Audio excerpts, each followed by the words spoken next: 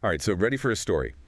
It's a real historical mystery, but also like a personal crisis of faith all rolled into one. Oh, I'm intrigued. Hit me with it. Okay, so we're going deep into the life of Bishop Paul de Ballester, you know, Franciscan monk turned Greek Orthodox. Yeah, I've heard the name. Definitely rings a bell. Well, we've got excerpts from his memoir, My Exodus from Roman Catholicism, and let me tell you, this guy doesn't hold back. Juicy stuff. I like it. Primary source material like that always adds another layer. Totally. So picture this. Peaceful monastery in Spain, old books, the whole bit, right? Yeah.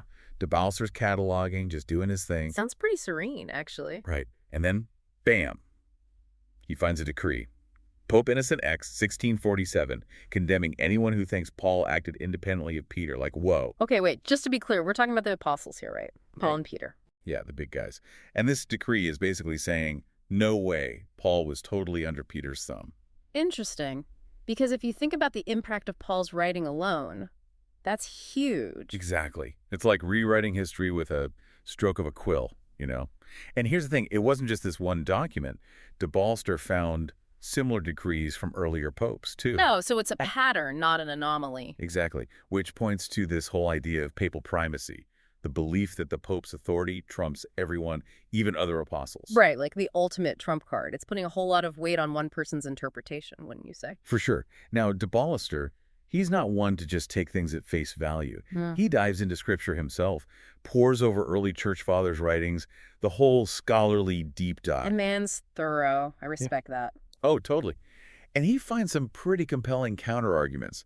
Like in Paul's letter to the Galatians, Paul himself says his authority is equal to the other apostles.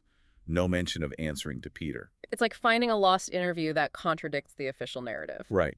And he's got backup. St. John Chrysostom flat out says all the apostles had equal authority. He's got St. Cyprian talking about shared leadership, all shepherds, one flock. He's pulling out the big guns. Oh, yeah.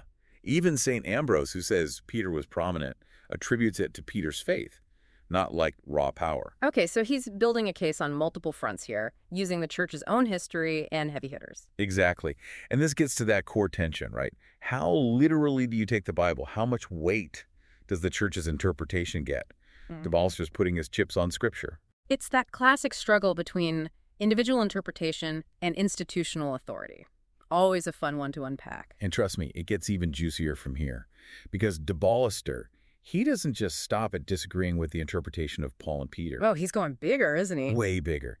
He starts looking at the Catholic Church's structure as a whole, and let's just say he doesn't mince words. This should be good. Lay it on me. He calls it out as a straight-up power structure. An absolute monarchy with, you guessed it, the Pope at the top, the final word, the be-all and end-all. Wow. Okay, so he's not just disagreeing on a theological point. He's questioning the whole system of authority. Exactly. And it gets more intense. He describes this view that the Pope's authority, it's absolute, it's binding on every Christian everywhere. So no room for, healthy debate or disagreement? Not according to this perspective. And get this, anytime, for any reason, the Pope can exercise that authority. And if you disobey, oh boy, you're looking at damnation. Straight up. Okay, talk about high stakes. So basically, question the Pope and you're risking your soul. That's a lot of pressure. Right. Talk about pressure. Yeah. And remember, this is de Ballester, a devout monk, wrestling with all of this. It's not just some academic exercise for him. It's shaking his whole world. Oh, absolutely. It's like finding out the foundation of your house might be built on, I don't know, shifting sand. You'd want a second opinion, right? Exactly. And that's what he does. He starts reaching out. He talks to his confessor, debates with other intellectuals in the church, looking for some kind of, I don't know, reassurance, I guess. Trying to find a way to make sense of it all, to reconcile these contradictions. Right, exactly. Yeah. Because he wants to stay, he wants to believe, but it's like this nagging doubt just won't go away. It's that classic internal struggle, faith versus reason. And you have to wonder, what did the people he confided in say? Did they share his concerns? Well, from what de Ballester describes, a lot of them were, how do I put this, hesitant to rock the boat. Like, don't make waves, you know? Oh, I know that type. Better to stay silent than risk, questioning authority. Sadly, yeah. But there's this one response that really gets me. One of his Jesuit friends, someone he clearly respected, says to him, "I'd rather be damned with the Pope than saved with your truths." Oh, wow. Talk about an ultimatum. It's like he's being forced to choose between loyalty to the institution and what he believes to be true. Right. And it's heartbreaking in a way because you can tell how much this tears de Ballester up inside. But ultimately, that statement, it's like a turning point. It forces him to make a decision one way or another. Exactly. And he realizes that staying silent, it'd be like betraying himself, betraying his own pursuit of truth. So he takes the leap, walks away from everything he knows. He does. Leaves the monastery, publicly breaks with the Catholic Church. Can you imagine the guts that took? Seriously, it's like, talk about a crisis of faith, but it's also a testament to his integrity, He's not willing to compromise his values, even if it means losing everything. Totally. But that leaves us with the big question, right? Okay, so he's done with Catholicism, but where does he go from there? Well, that's where things get really interesting, because this is where orthodoxy enters the picture. Right. He'd had these little glimpses of it before, encounters with some Polish students, snippets from the Ecumenical Council, but now he really dives in. Starts corresponding with an Orthodox bishop, reading their theological works, immersing himself in this whole other world. It's like going from one planet to another. Everything's familiar in a way, scripture, the early church fathers, all that. But the whole structure, the whole vibe is different. It's like they're speaking the same language, but with a completely different accent, right? So what was it about orthodoxy that clicked for de Ballester? Well, it wasn't just about finding any set of rules or anything. It was more like he saw in orthodoxy a reflection of what he believed early Christianity really was. Before what he considered to be the distortions of papal authority, right? Huh. Like he'd found a purer form closer to the source. Exactly. He was drawn to their reverence for Scripture, the ecumenical councils, the church fathers, but instead of the Pope being the ultimate authority, it's like this whole tapestry of history and tradition.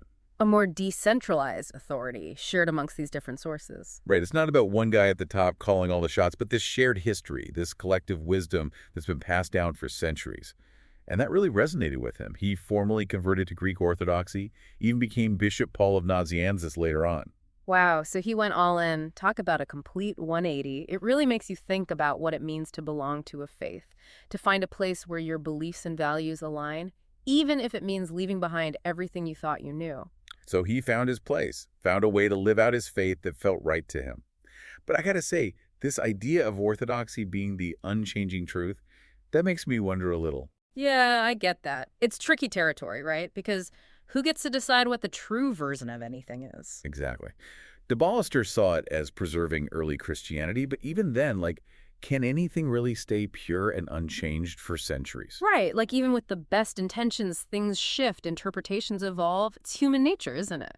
Totally. So maybe it's less about finding the perfect static answer and more about, I don't know, staying open to the process, to dialogue. Absolutely. To keep learning, keep questioning, even challenge your own assumptions. Because for de Ballester, this wasn't just some intellectual exercise, was it? Not at all. I mean, the guy walked the walk, became a priest and then a bishop in the Greek Orthodox Church. That's commitment. You don't make that kind of life change unless it's coming from somewhere deep.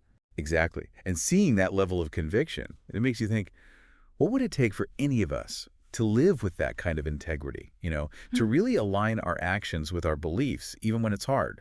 It's a powerful question. Because it's easy to stay silent, to stay comfortable, even if we see things we disagree with. But is that its own form of betrayal, I wonder? Oof, yeah. Betraying your own values, your own search for truth. And de Ballester's story, if anything, it's a story about not staying silent, about having the guts to stand up for what you believe in. Even when it means walking away from everything you know, it's a powerful message and one that resonates far beyond just religion, I think. Totally. It's about finding your own voice, your own path, and having the courage to follow it, even if it leads you somewhere unexpected. And on that note, folks, we're going to wrap up this deep dive. We've journeyed through ancient decrees, theological debates, even a crisis of faith. But ultimately, it's a story about one man's pursuit of truth and the incredible lengths he went to live in alignment with his beliefs. So as you go about your day, take a moment to consider what truths you hold dear and what it might look like to embody them more fully in your own life.